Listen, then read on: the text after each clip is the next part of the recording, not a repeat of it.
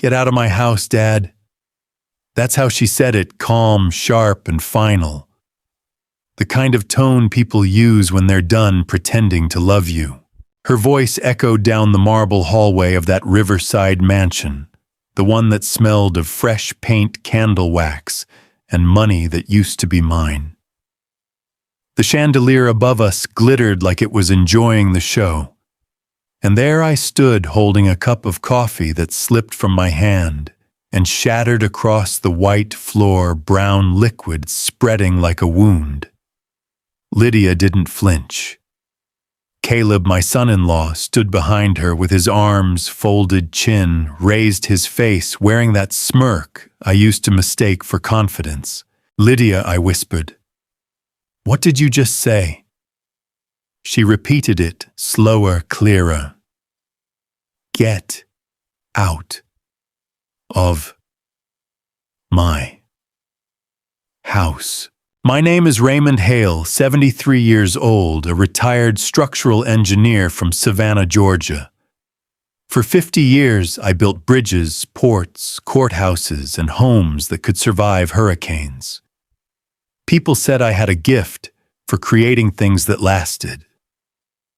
But the truth is, I never learned how to build something that doesn't break family. When my wife Margaret died 6 years ago, I poured everything into my daughter. Lydia was my world, the last person who carried her mother's eyes. So when she said she'd found her forever home, a $1.9 million estate by the Wilmington River, I didn't hesitate. I pulled $400,000 from my retirement savings to help with the down payment. I told her it was my final gift. She cried, hugged me, said, "We'll take care of you, Dad. You'll never be alone again." Now she was pointing toward the door like I was some intruder. Caleb's voice cut through my thoughts, smooth and condescending. "She means it, Raymond. We need space. You've had your time." My time. That's what he called it, as if love had an expiration date. Lydia tried softening her tone. "There's a nice retirement community near Bluffton. Private, quiet. You'd love it there." She said it like exile was a blessing. I looked around the foyer. The limestone pillars I'd imported from Italy. The hardwood floors I'd approved during construction.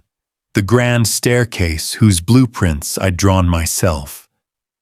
Every corner of this house carried my fingerprints, and yet somehow I was a stranger in it.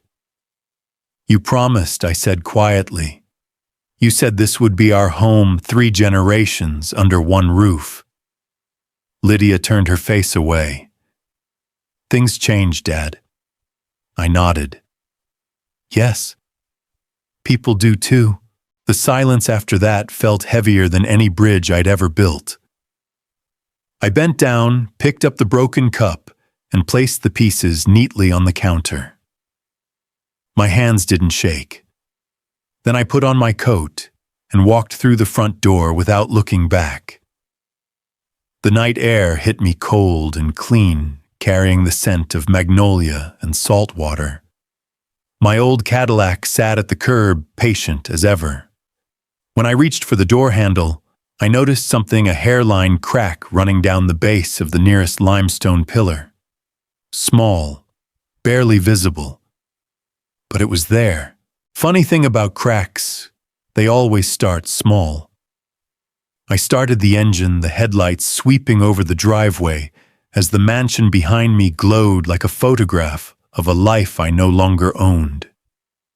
People think betrayal burns. It doesn't.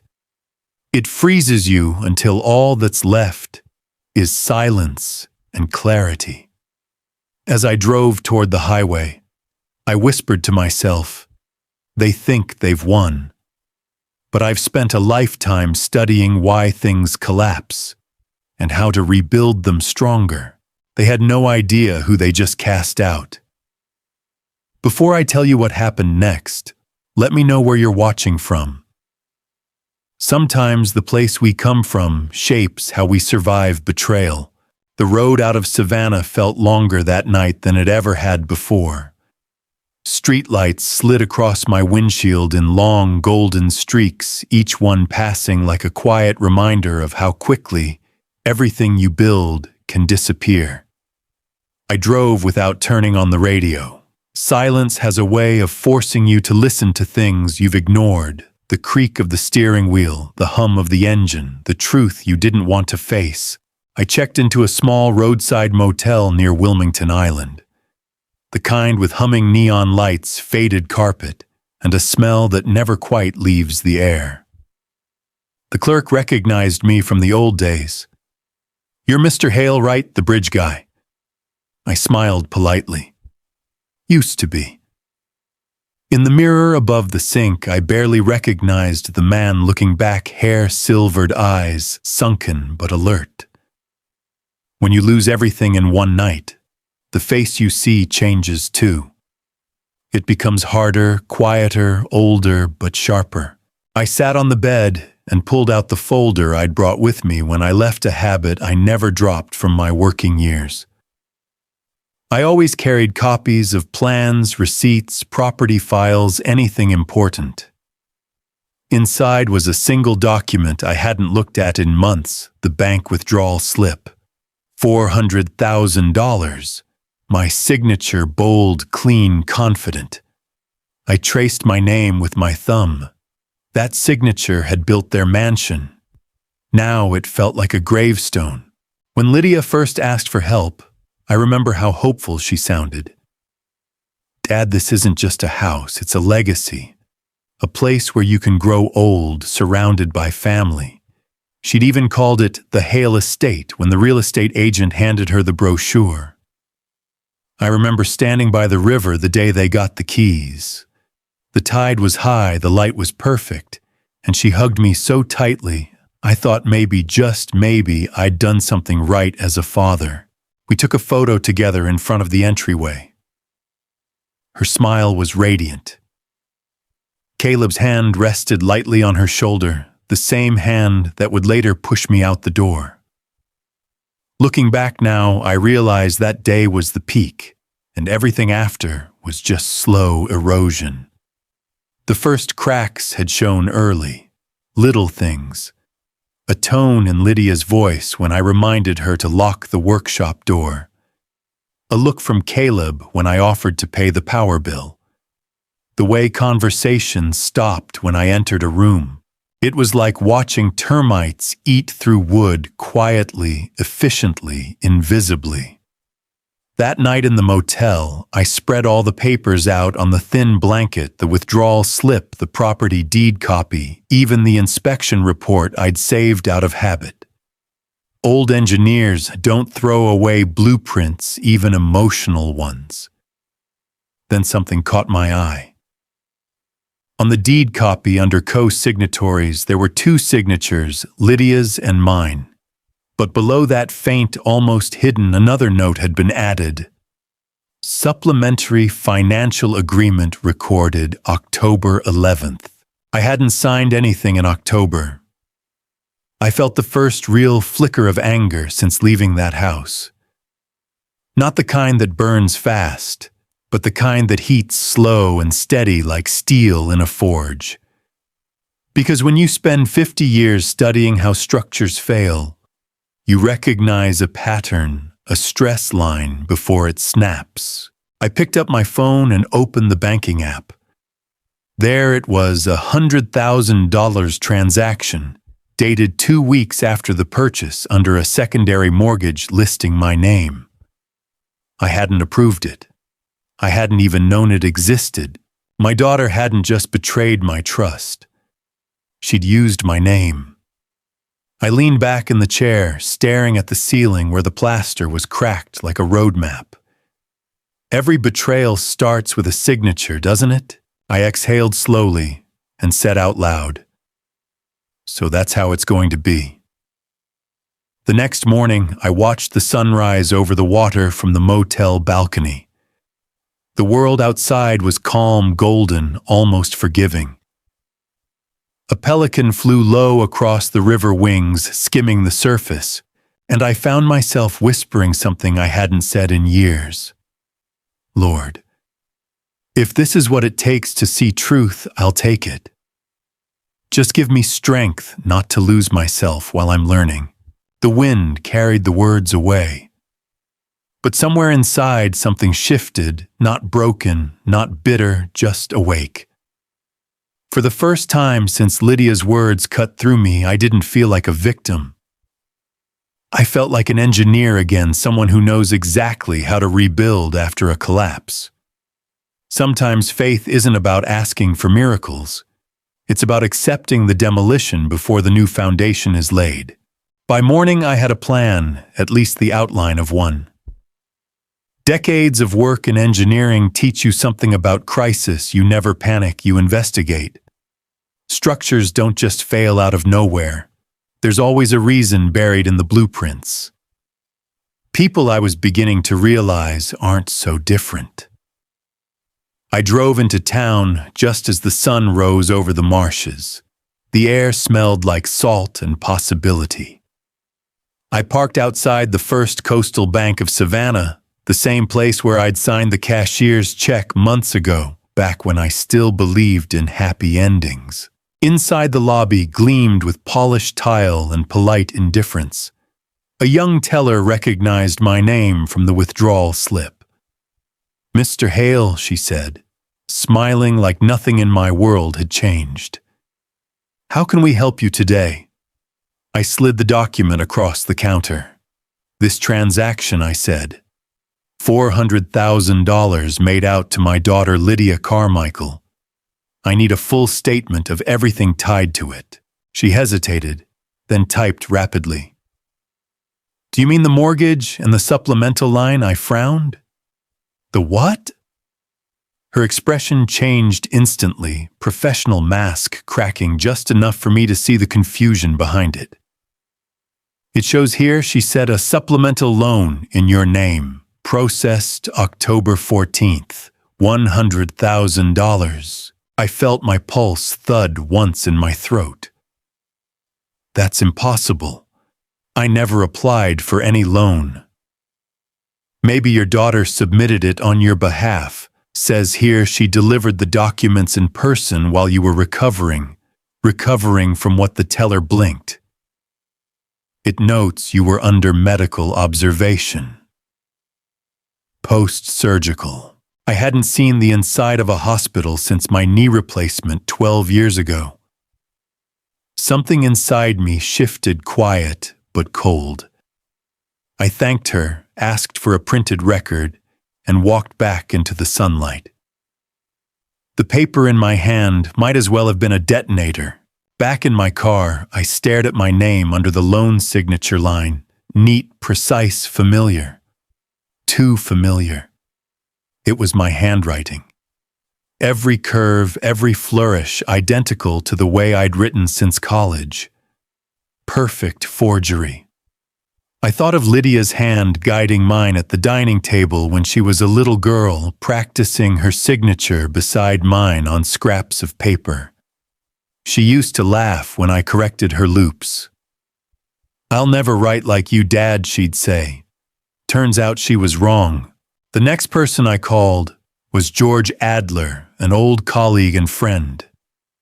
We'd worked together on the Tybee Bridge project back in the 80s. He'd gone into forensic accounting after retiring because apparently some of us can't stay away from problems that need solving. "George," I said when he answered, "how do you prove a document's forged when it's signed in your own handwriting?" He chuckled softly. "You don't start by proving it. You start by assuming it, and then you trace motive, access, and opportunity." "Motive's easy," I said. "Money. Then go find the rest."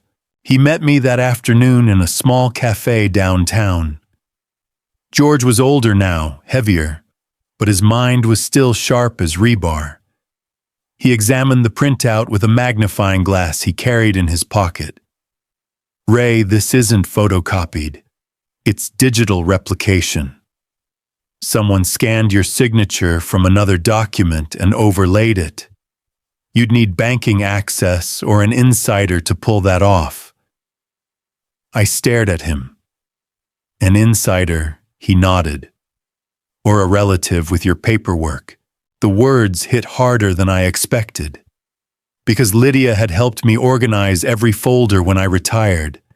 She knew all my passwords, my file drawers, my safe code.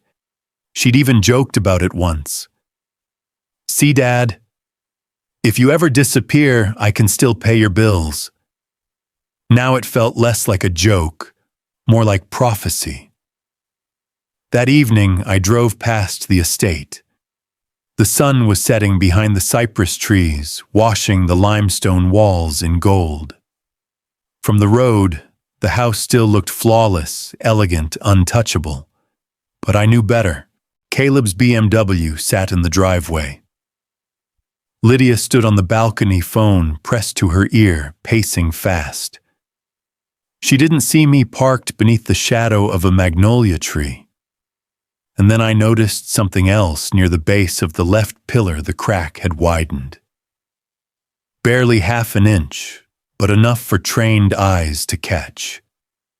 The same kind of structural stress that destroys buildings quietly before anyone notices. I took a photo. Not out of revenge, out of habit. Engineers document everything. Back at the motel, I spread the bank printouts on the bed, each page like a layer of blueprints, revealing a truth I didn't want but needed to see.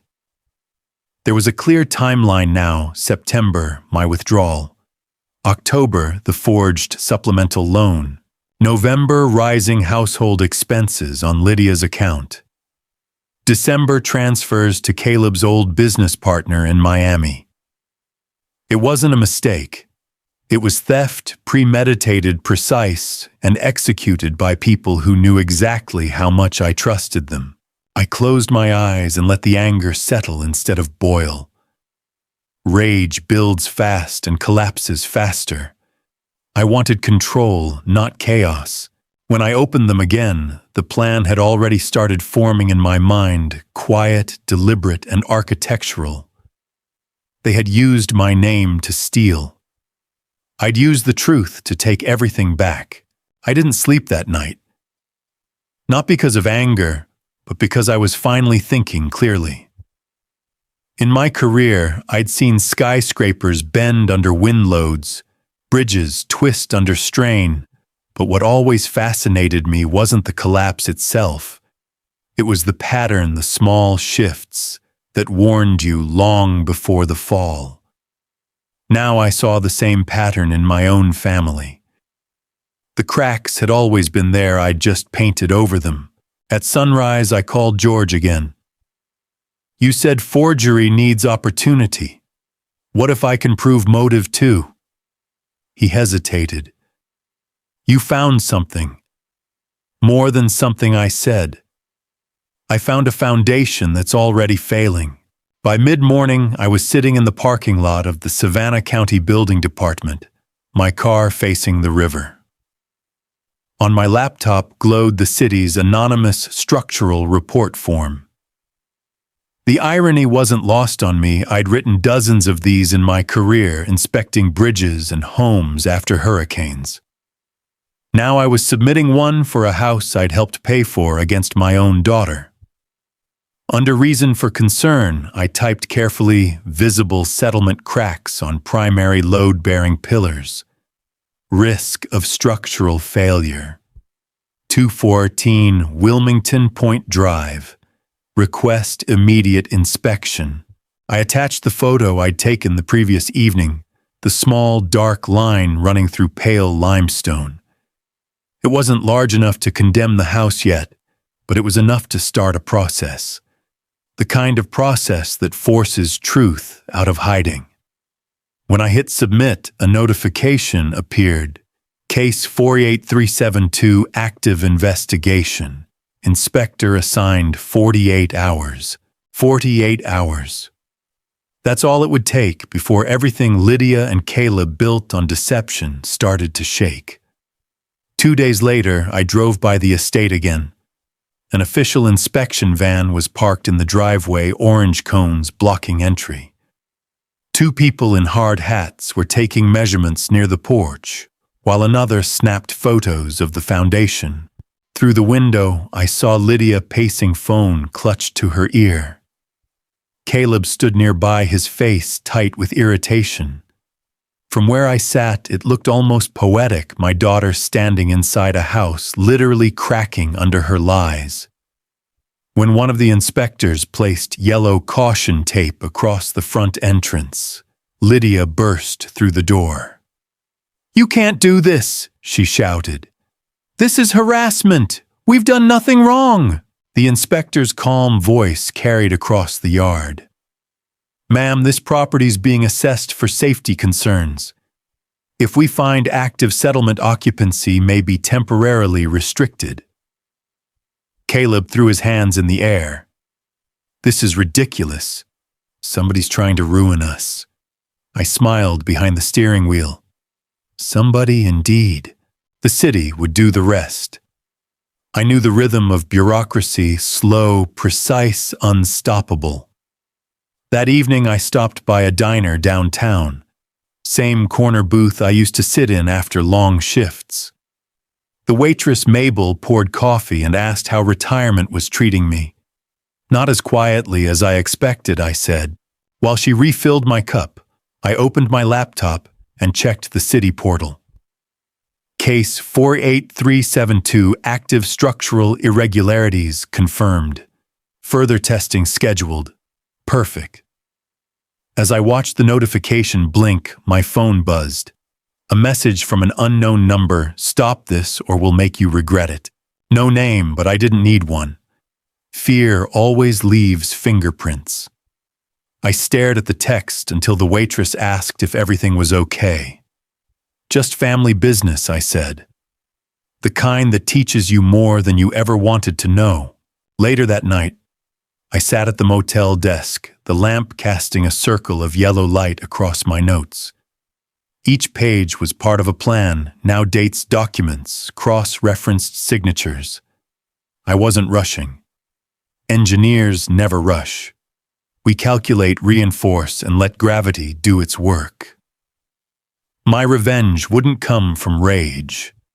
It would come from geometry. Because when you know how weight travels through a structure, you also know exactly where to apply pressure to make it crumble. By morning, word had already spread. The neighbors on Wilmington Point were gossiping about the unstable mansion. Caleb's real estate contacts started backing away one by one. Lydia's business clients stopped calling. I hadn't said a word.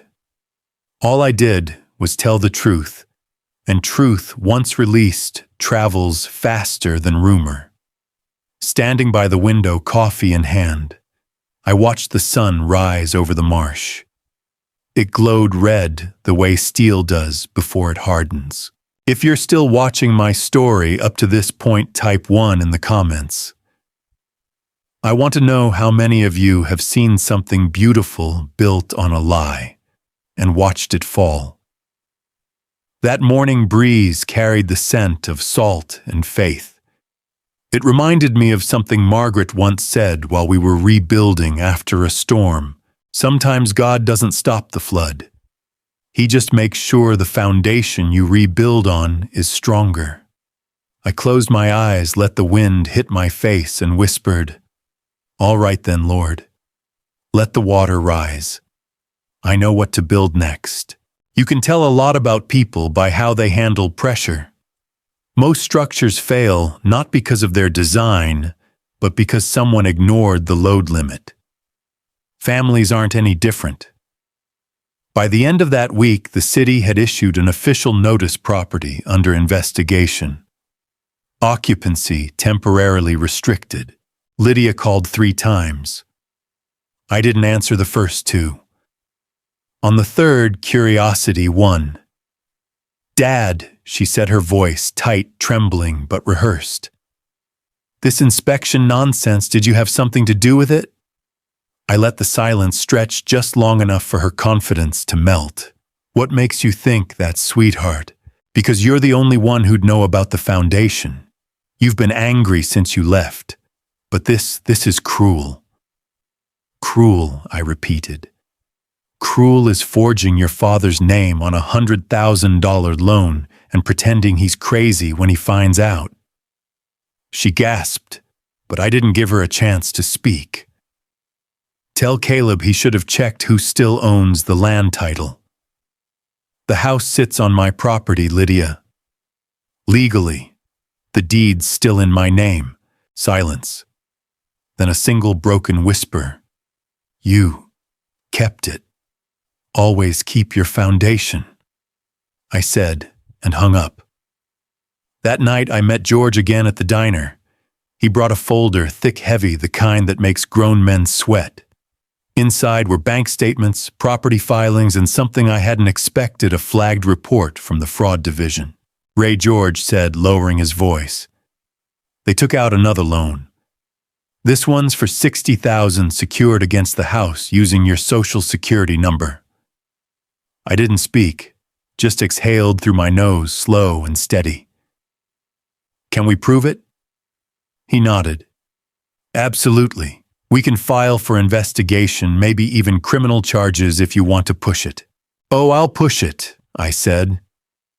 Right off the cliff. The next morning, I visited the courthouse to verify the land records myself. The clerk, a young man who looked like he still believed people were honest, printed the ownership file.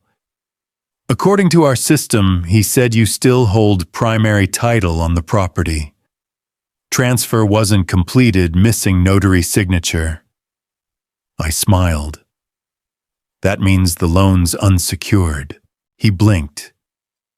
Meaning. I said the bank owns a mortgage on a house that doesn't legally exist in their name. That's about to become everyone's problem. I thanked him, took the documents, and walked outside into the humid Georgia air. It smelled like salt moss and justice. That afternoon, I stopped by the Savannah Journal, a small local paper that still believed in printing truth on actual paper. The editor, Martha Quinn, was an old friend of Margaret's. We'd shared Sunday dinners decades ago before life got complicated. She looked at me over her glasses. Raymond Hale in my office. Lord, what brings you here? Story tip, I said, setting down the folder. Financial fraud, forged signatures, city inspection, family scandal, all local. Her eyebrows lifted. And what's your interest in this? I smiled faintly. Personal. She flipped through the pages, her eyes widening at the signatures, the loan files, the inspection photos. Good heavens, she whispered. If this checks out, it's front-page material. Make sure it does, I said, and when it runs, make it clean. No names unless the court confirms them, just the facts. Ray, she said softly, are you sure you want this public? I met her gaze. Truth is never the enemy, Martha. It's just gravity. And gravity always wins. The article ran 3 days later under the headline, Forgery and Foundation Flaws City Investigates Luxury Home Scandal. No names, just enough details for anyone in Savannah to know who it was about. By noon, Lydia's social media was quiet. Caleb deleted his business profiles. Their friends, the country club, the yacht crowd, the real estate brokers all went silent. The golden couple of Wilmington Point had gone radioactive. I didn't need revenge shouted. Whispered consequences last longer. That evening, I drove out to the marsh to watch the tide roll in. The air was still, the horizon glowing orange against dark water. I thought about the bridges I'd built, all of them standing still. And I thought about Margaret. She used to tell me you can't fix people the way you fix steel. She was right. But you can make sure the wrong ones collapse on their own weight. I took out my phone and scrolled through the photos, The pillar, crack, the forged loan form, the inspection report, each one a piece of the structure I'd built not of concrete, but of truth. This time the foundation was mine. The article spread faster than I expected. By sunrise, the Savannah Journal had already been picked up by 2 regional news outlets. By noon, the phone wouldn't stop ringing. Some were old colleagues offering quiet support. Others, neighbors, distant relatives, wanted the gossip, not the truth. But one number stood out. "Lydia," I answered. "Dad, how could you?" Her voice trembled, half fury, half fear. "Do you have any idea what you've done to us?" "Not yet," I said calmly, "but I'm starting to. You ruined our reputation. Caleb's investors pulled out of his firm this morning. People are asking questions. You've embarrassed us." "No, Lydia," I said quietly. "You embarrassed yourself." I just turned on the light. There was a pause. I could hear her breathing hard through the line like a runner trying to find air after a sprint. "Is this what you wanted to see us suffer?" "No," I said. "I wanted to see you stop lying." Then came the sound I hadn't heard in years, her voice breaking. "Dad, I made mistakes, but we were drowning. Caleb's projects were failing the mortgage payments. You forged my name," I interrupted. "You stole my savings, then threw me out of the house I built. Don't confuse desperation with cruelty." The silence that followed was the kind that says everything words can't. Finally, she whispered, "You've changed." "I had to," I said. "You taught me how," and then I hung up. 2 days later, Caleb struck back. A post appeared on social media. "Please pray for my father-in-law, Raymond Hale. He's been struggling mentally since my wife's mother passed. We're heartbroken he's lashing out. Elder abuse goes both ways." Thousands of people saw it. Friends, former colleagues, even church members who hadn't spoken to me in months. By afternoon, strangers were commenting things like, "So sad to see dementia ruin a family," praying for healing and forgiveness. Forgiveness. The word felt sour. At the grocery store, people avoided my eyes. At the diner, whispers followed me to my seat. And when I pulled into the motel parking lot that night, a police cruiser was waiting. The officer stepped out, polite but firm. "Mr. Hale, we've had a report of harassment and possible threats toward your daughter." I handed him the folder I now carried everywhere: the inspection report, the fraud evidence, the property deed. He flipped through it, then met my eyes. "Sir, I think I understand. No arrest? No warning? Just a quiet apology before he left." Still that night, as rain began to fall against the motel window, I felt something heavy settle in my chest. It wasn't guilt. It was grief.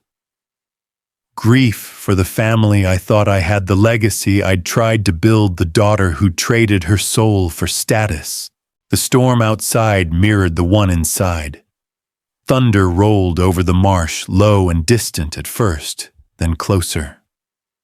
Lightning flashed through the window, illuminating my reflection. Tired eyes, silver hair, a man who'd given everything and was now stripped bare. But even steel, after enough fire, doesn't break. It strengthens. I took the Bible Margaret had given me on our 25th anniversary from the drawer. Her handwriting still marked the inside cover. "To Ray, you build things that last. So does faith." I opened to Proverbs, not even sure why, until my eyes landed on the verse, "The righteous will never be shaken. They will be remembered forever." I closed it slowly, breathing in the smell of old paper and peace. Let them talk. Let them twist the story. Truth, like gravity, doesn't need defense. It just waits for everything else to fall. The next morning, I stood by the river where I used to take Lydia fishing as a child. The water was high from the storm, but the current was steady, confident, unwavering. I tossed a pebble into the tide, watching the ripples expand. You can't control where they go. You just have to trust they'll reach the shore eventually. I turned to leave the wind pushing gently at my back. For the first time in months, I didn't feel angry. I felt guided. If you're still with me at this point, type 1 in the comments. Sometimes you have to lose everything to find the strength God already gave you. Faith isn't the absence of storms. It's knowing which ones are meant to wash your foundation clean. The day I walked into the courthouse, Savannah's sky was clear, bright, almost too bright. It felt wrong for Judgment Day to come dressed in sunshine. The courthouse stood like something I might have designed decades ago. Columns, steady doors, heavy every angle measured for permanence. Funny. I used to believe buildings like this protected truth. Now I knew better. Truth needs someone willing to carry it inside. I met Rebecca Morrison, my attorney, in the hallway outside courtroom 3B. Mid-40s, sharp eyes, voice like tempered glass.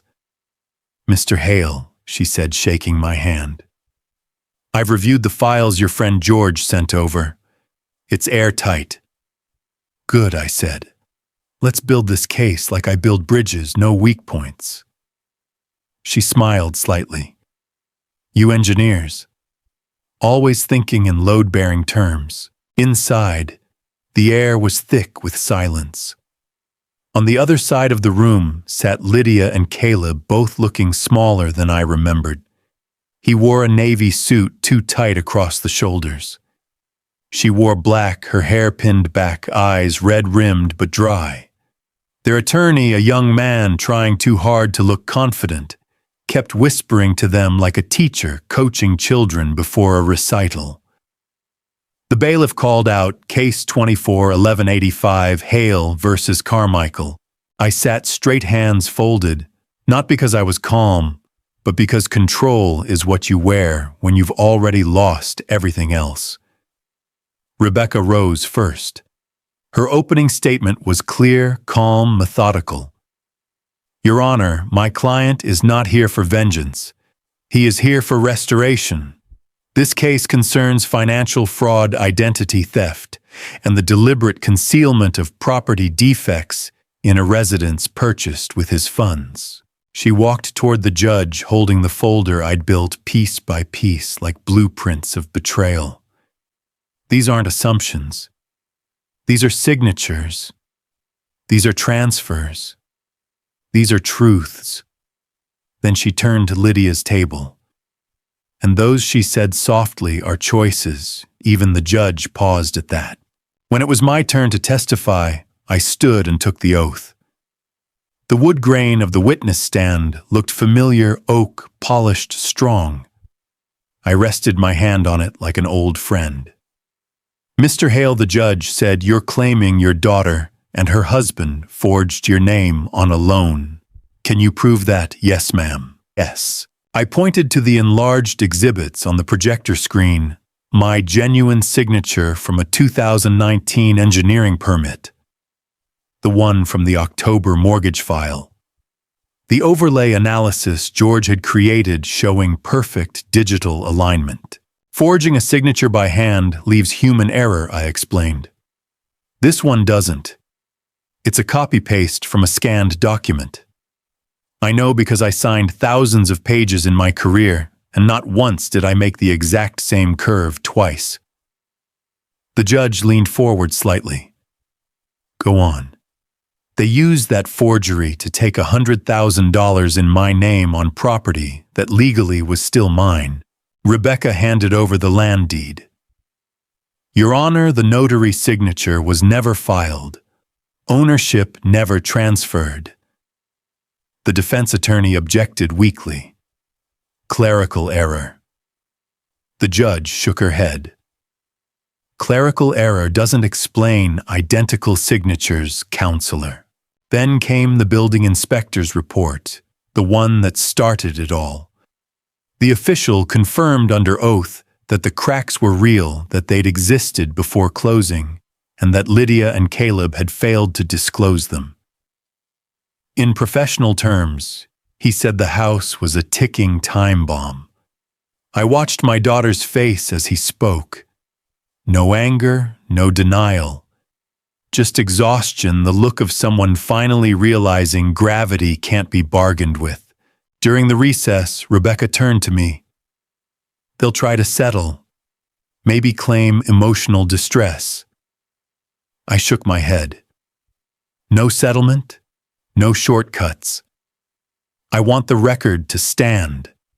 The truth doesn't need a price tag. When we reconvened, Caleb took the stand. For 10 minutes, he deflected, blamed contractors, blamed banks, even blamed me. But arrogance always overreaches. Then he said it. Look, the old man wasn't using the money anyway. He just sits on it while we're trying to live. The courtroom went still. The judge's pen froze mid-note. Rebecca didn't even need to speak. Some truths condemn themselves. When the session adjourned for the day, I stepped outside into the sunlight. The air felt lighter. Across the street, the river shimmered like polished glass. I realized justice doesn't roar. It whispers. It builds slowly, brick by brick, until suddenly it stands taller than anyone expected. The courtroom was colder the next morning, though maybe that was just me. Sunlight streamed through the high windows, cutting across the polished floor in long, clean lines like beams of judgment. I'd built rooms like this before, but I'd never expected to stand in one with my own daughter sitting on the other side. Lydia looked smaller than ever. Her black jacket hung loose on her frame. The pearl earrings she wore for confidence looked out of place now, too delicate for the mess she'd built. Caleb sat rigid beside her face, drawn tight jaw, flexing every few seconds. The air between them wasn't love anymore. It was survival. Rebecca leaned toward me. "This is it," she whispered. "The judge will rule today." I nodded. After a lifetime of building foundations for other people, this was the only one that had ever truly mattered. Judge Patricia Reeves entered. 60 years old, silver hair, voice like stone worn smooth by time. She'd seen it all: greed, family wars, betrayals that money alone could never fix. She glanced over the courtroom before speaking. "This court has reviewed the evidence presented in Hale versus Carmichael. The findings are clear." You could hear the creak of every chair as people leaned forward. She turned to Lydia first. "Mrs. Carmichael, the court finds that you and your husband engaged in financial fraud, including falsifying loan documents using Mr. Hale's signature without consent." Lydia's breath hitched. The judge continued, her tone steady and unflinching. "You also concealed known structural defects in the property purchased with Mr. Hale's funds, a violation of state real estate disclosure laws." Caleb's hand twitched toward his tie but stopped midway. "Therefore, the judge said the court orders full restitution of $400,000, plus the $100,000 in fraudulent loans with interest. The defendants are additionally responsible for damages and legal costs, totaling $85,000. The gasp that rippled through the courtroom sounded almost like wind in a tunnel, brief, powerful, gone in a second. Rebecca placed a steady hand on my arm, but I didn't move. Numbers didn't matter anymore. This was never about the money. Then Judge Reeves said something I'll never forget. "Mr. Hale," she said, turning toward me, "in all my years on this bench, I've rarely seen a case so meticulously documented and so heartbreakingly personal. You remind me of my own father, sir." A man who built things to last. It seems you've done it again. For a moment, my throat tightened. I nodded once, unable to speak. Lydia's lawyer tried one last move, a plea for leniency, citing emotional distress and family reconciliation. The judge didn't even let him finish. Reconciliation, she said, requires truth, and truth has already been spoken. The gavel came down one clean strike that echoed through the hall like thunder. Case closed. Outside, the Savannah air felt different. Cooler, lighter. Across the street, the courthouse steps gleamed under late afternoon sun. Rebecca exhaled beside me. "You did it, Mr. Hale." I shook my head. "We did. You built the bridge. I just walked across it," George called as we reached the bottom step. "Ray, it's all over the news. The papers are calling it the forged foundation case. You made history." "Not history," I said quietly. "Just closure." Then I saw her.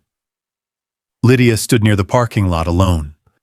Caleb had walked off in another direction, talking fast into his phone, maybe to his lawyer, maybe to no one. She looked up at me with eyes that used to light up Christmas mornings. Now they were empty, tired, human. For a heartbeat, she opened her mouth to speak. But I just lifted a hand, not to wave, not to accuse.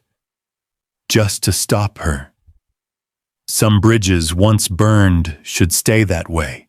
I turned and walked toward my car.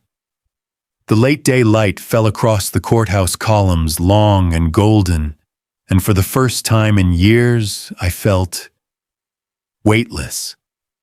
As I started the engine, I looked once more in the rearview mirror.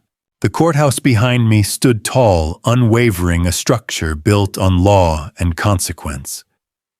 And for the first time, I understood something Margaret had always said: justice doesn't arrive when you demand it.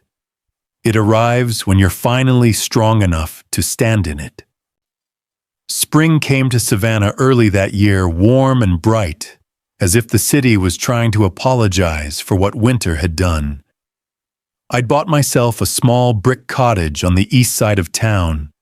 Nothing grand, 2 bedrooms, a workshop, and a back porch that faced the marshlands. The kind of house where silence didn't hurt anymore. Every morning I made coffee and sat on that porch, watching sunlight crawl over the reeds. The air smelled of salt and magnolia. The world finally was quiet again. But quiet isn't the same as peace. There were still nights I woke up expecting to hear Margaret's voice. Still moments when I'd glance at my phone, half expecting a message from Lydia that never came. The lawsuit had ended, but endings aren't the same as closure. They're just the first blueprints of something new. One morning, as I was sorting through the day's mail, I found an envelope that stopped me cold. Cream-colored. My name written in Lydia's handwriting, the same careful loops I'd taught her when she was 10. For a long time, I didn't open it. I just sat there, thumb tracing the edge, feeling the pulse of memory in my fingers. Sometimes forgiveness doesn't begin with words. It begins with the courage to touch what once hurt you. Finally, I broke the seal. The first line hit me like a wind through old timber. "Dad, I know I have no right to ask for your forgiveness." The letter was 3 pages long, handwritten on both sides. Every sentence bled remorse. She wrote about losing everything, the house, the cars, the reputation. About how Caleb had left, taking what little they had left of their money and pride. About working 2 jobs now, one at a diner, another, cleaning offices at night. Every floor I mop reminds me of the marble you built under my feet. I thought money made us powerful, but I see now it only made us weak. There was no manipulation this time. No excuses. Just truth, raw, trembling, human. She wrote about the nights she'd prayed for strength and the mornings she couldn't meet her own reflection. About the moment she realized she'd become the very kind of person she once pitied. "I don't expect anything, Dad. Not your help. Not your kindness. Not even your reply. I just want you to know that I finally see you. The man who built everything for us, not out of money but love." Halfway through the second page, a drop of ink had smudged the paper, maybe from her tears, maybe from her shaking hand. "I've started going to church again. I sit in the back pew. Every Sunday I light a candle for Mom. Sometimes I light one for you too." My throat tightened. For the first time in months, I felt the old ache of being both father and stranger. That afternoon, I carried the letter to the backyard and sat under the oak tree that Margaret and I had planted 40 years ago, back when we still believed youth would last forever. The bark was rough, now roots, deep branches, wide enough to hold light and shadow in equal measure. I read Lydia's words again, slower this time. And as I did, something softened inside me, not forgiveness yet, but recognition. She was broken. But broken doesn't mean lost. I thought of Margaret's favorite verse. "To everything there is a season and a time for every purpose under heaven." Maybe this was the time to let go, not for her sake, but for mine. That evening, I sat at my desk with a clean sheet of paper and wrote only one sentence. "Lydia, I received your letter. I believe you meant every word. I didn't write, 'I forgive you.' Forgiveness isn't something you declare, it's something you grow toward, like sunlight through cracks in the walls." I sealed the envelope and left it by the door, not sure if I'd send it tomorrow, next week, or ever. But for the first time, I wanted to. Outside, the marsh glowed gold with the setting sun. The air hummed with life frogs, whined water, everything moving forward, as if it had never been broken. I stood there a long time, letter in hand, thinking about the strange way foundations work. You can rebuild them stronger, yes, but only after the collapse. And sometimes the collapse is the only honest part of the design. The letter stayed on my desk for 3 days before I finally mailed it. Not because I doubted her words, but because I wanted to make sure mine came from the right place. Grief makes you impulsive. Peace requires patience. I walked down to the small post office on Habersham Street, handed the envelope to a clerk who looked young enough to be Lydia's son, and said, "This one's important. Make sure it gets there." He nodded, unaware that he was carrying the heaviest paper I'd ever written on. On the walk back home, the sky over Savannah was turning that soft watercolor blue it gets before sunset, the color Margaret used to call forgiveness. A week later, a small package arrived on my porch. Inside was a single photograph, Lydia as a child, standing beside a model bridge I'd built for a local fair. Her hair was tangled, her smile missing 2 front teeth, her little hands gripping the railing like she owned the world. On the back, she'd written, "You taught me how to build things that last. I'm learning how to be one of them." I set the photo against a vase of magnolias on the mantel. It wasn't an apology. It was an acknowledgement. And that, I realized, is sometimes all a parent ever needs. The following Sunday, I drove to St. Andrew's Church, the same white chapel where Margaret and I were married 50 years ago. I hadn't stepped inside since her funeral. The air was cool, the light filtered through stained glass, painting the pews in colors that looked too beautiful to belong to this world. When the choir began to sing, "Great is thy faithfulness," something in me cracked open, not in pain, but in relief. I sat in the back row, eyes closed, and whispered a prayer. Not for justice, Not for restitution. Just for peace, for me, for Lydia, for all the years between us that had been swallowed by pride and silence.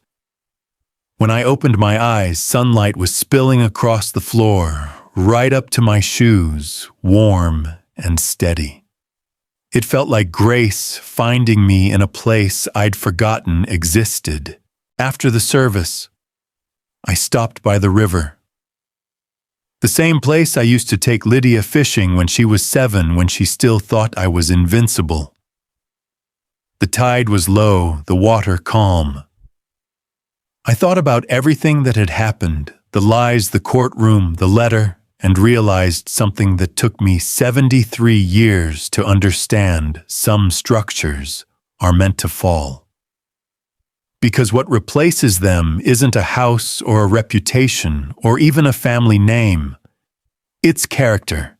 That's the only thing that really lasts. I spent the afternoon working in my small shed, building a wooden box for my old engineering medals and photographs, not to display, but to pass down. On the lid, I carved a single word, foundation. Inside, I placed a note that said, "If you ever wonder what legacy means, remember this.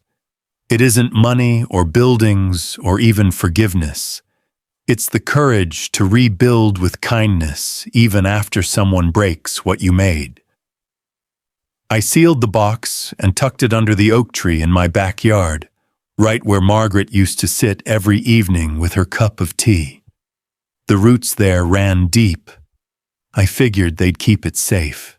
That night I sat on the porch, the same spot where I'd started this new life. The marsh shimmered under moonlight, the air carrying the low hum of cicadas and the slow rhythm of peace. I thought about Lydia somewhere out there, maybe sitting in her own small apartment, holding my letter the way I'd once held hers. Maybe crying. Maybe healing. Maybe both. I took a slow breath, looked up at the night sky and whispered, "Margaret, I did what you'd want." I stood firm, but I didn't let bitterness become my blueprint.